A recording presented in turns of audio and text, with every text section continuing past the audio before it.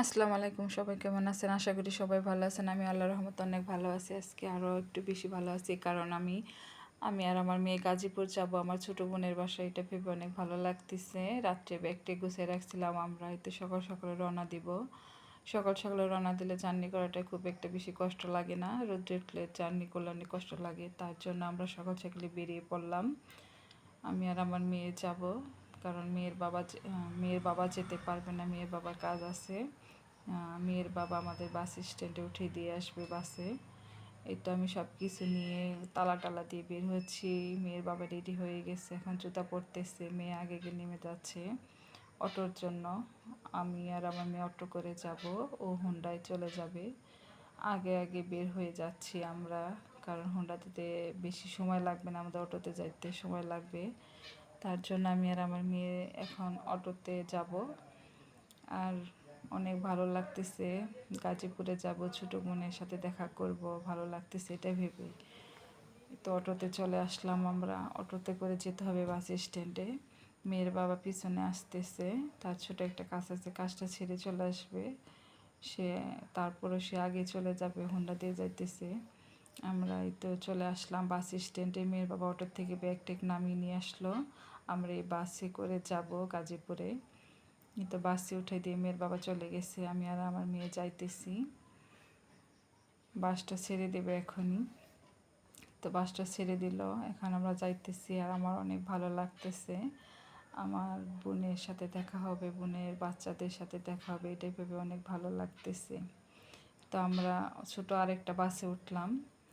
আমাদের ছোটো বাসে ওঠার পরে অনেকটাই ভালো লাগতেছে, অনেক বাতাস লাগতেছে। আমার হিজাবটা এলোমেলো হয়ে গেছে, তারপরে ছিটটা অনেক ছোট, আমাদের পারতেছে না। আমরা মেয়ে হাসাহাসি করতেছি, আমি আর আমার মেয়ে।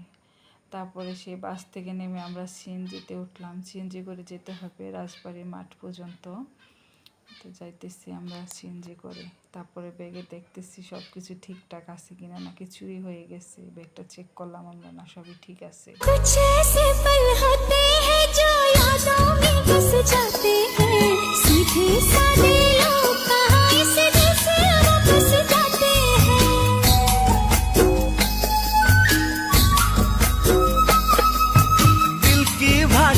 ऐसी है जो सबको समझ में आती है। এই তো আমরা রাজবাড়ির মাঠের কাছাকাছি চলে আসছি, এখন আমরা নামবো সিএনজি থেকে। তো নেমে পড়লাম, এখন ভাড়া দিতেছি সিএনজি ভাড়া দিয়েই আমরা এখন রিক্সায় উঠবো। সাথে সাথে একটা রিক্সা পেয়ে গেলাম, রিক্সাতে মেয়ে আগে করতেছে। তারপরে এখন আমি উঠবো রিক্সায়। উঠে সামনে, বেশি দূরে না, কাছাকাছি। তো যাইতেছি রিক্সা দিয়ে। ওদের বাসার সামনে দুইটা গলি একই রকম, আমি চিনতেছি না, তাই আমার ছোটো বোনকে ফোন দিলাম যে তোর একটু আগায় আস, আমাকে নিয়ে যা। ওরা দুইজনে আগায় আসতেছে, আমার ভাইগনা আর আমার বোন। এই তো আমার ভাইগনা এখানে, এই তো আমার বোন। আমরা এখন নামবো রিক্সা থেকে। আমার হিজাবটা অনেক এলোমেলো হয়ে গেছে বাতাসে। আমার ভাইগনা তো আমাকে দেখে অনেক খুশি, কী করবে সে বুঝতেছে না। আমার অনেক ভালো লাগতেছে।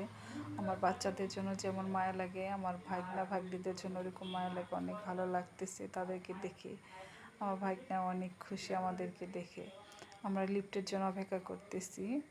এই তো এখানে লিফটে যাব। আমার বড় ভাইগনা আসছে এখানে, আর ছোটো ভাইগনা আমাদের জন্য উপরে অপেক্ষা করতেছে। আমাদের ব্লগটা আজকে শুধু বাসা যাওয়া পর্যন্ত দেখাচ্ছি। পরের ব্লগে দেখাবো আমরা কি করলাম, কোথায় গেলাম, কি খাইলাম, অনেক মজা করলাম, সেগুলো আপনাদের সবাইকে দেখাবো। আপনারা সবাই দেখবেন পরের ব্লগগুলো, সবাই দোয়া করবেন, সবাই ভালো থাকবেন। তো আশা করি সবাই ভালো থাকবেন। আল্লাহ হাফেজ।